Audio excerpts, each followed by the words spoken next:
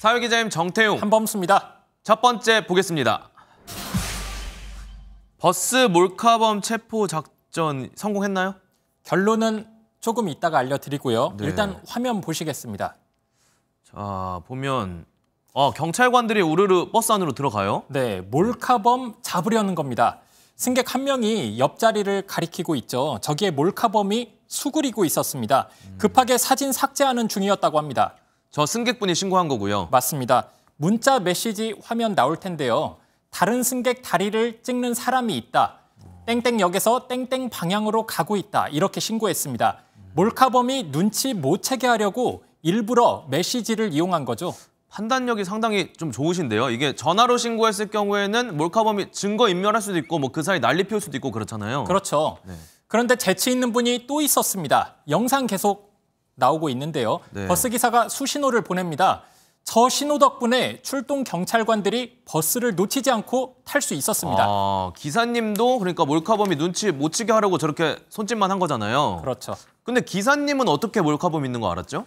네, 아까 경찰에 신고한 승객이 있었잖아요. 네. 슬쩍 다가와서 알려줬다고 합니다. 조용히 범인 잡아야 하는 상황인 걸 그래서 버스 기사님도 알 수 있었던 거죠. 콤비 플레이 같아요. 네. 그나저나 현장 체포된 몰카범은 왜 그랬다고 하나요? 순간적인 충동 때문이었다고 진술한 것으로 알려졌습니다. 그런데 거짓말 같기도 합니다. 검거 당시 휴대폰 2대 갖고 있었는데 경찰한테 내용물이 깨끗한 휴대폰만 건네주면서 발뺌했다고 하거든요. 왠지 몰카범 속이 좀 뻔히 보이는 듯 합니다. 네, 저도 그런 생각했습니다. 다음 내용으로 넘어가겠습니다. 마약김밥 젤리 싫어요. 그렇죠. 맛있는 음식 앞에 마약자 많이 붙이잖아요. 네. 이게 문제가 될 게 있나요? 짧은 영상부터 하나 볼까요? 네. 이제는 멈춰 마약 마케팅! 네, 갑자기 아이들이 저기 왜 있는 거죠? 자, 무심결에 마약이란 단어 붙이는 게 이제 마약 범죄 조장한다 이런 주장하고 있는 건데요. 오늘이 세계 마약 퇴치의 날이거든요. 아이 어른이 함께 구글 한국지사에 직접 찾아갔습니다. 구글이요? 네. 검색할 때 쓰는 구글. 그렇죠. 거길 왜 간 거죠, 갑자기? 자, 마약이라는 단어를 검색창에 영어로 치면 관련 제품 정보가 나오지 않는데 이 구글창에 한글로 치면 수없이 많이 나오고 있었거든요. 네.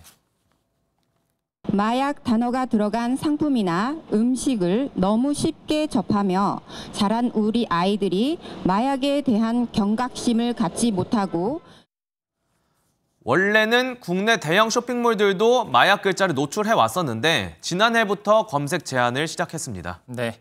마약을 퇴치하려면 습관처럼 마약을 붙이는 언어 문화 자체를 바꿔야 할 것 같습니다. 동의합니다. 마지막까지 볼게요. 피자의 머리카락 이게 무슨 반전이에요? 네, 사진 볼까요? 네. 네. 자, 피자에 머리카락 나왔다는 손님이 있었습니다.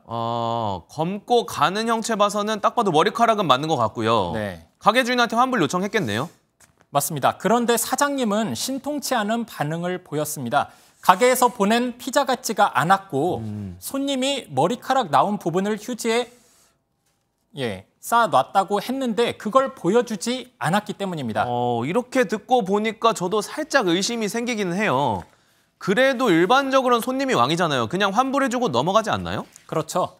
그런데 사장님은 온라인 커뮤니티에 사연을 올려봤습니다. 그리고 여기서 심증이 굳어진 듯 보입니다. 어떤 댓글이 달렸나 보죠? 그렇죠. 2019년에 이미 올라온 적 있는 사진이 댓글로 달렸습니다.